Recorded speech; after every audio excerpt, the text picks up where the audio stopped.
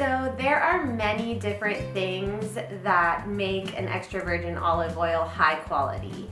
Most of it has to do with the way the olive oil is processed. So in order to get certified as an extra virgin olive oil, there's different steps that we have to take. So the first is processing the olives within 24 hours of coming off of the tree. For us, we're really fortunate because we have our mill on site, so everything gets processed within usually 2 to 4 hours of coming off of the tree. So that helps to elevate the quality of the oil. Also, we can't have any heat or chemicals added at any point throughout our process in order to get certified as an extra virgin olive oil.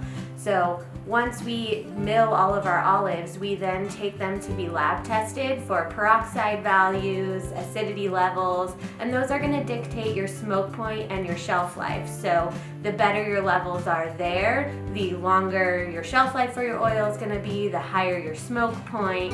So those all play a key role in a high quality extra virgin olive oil.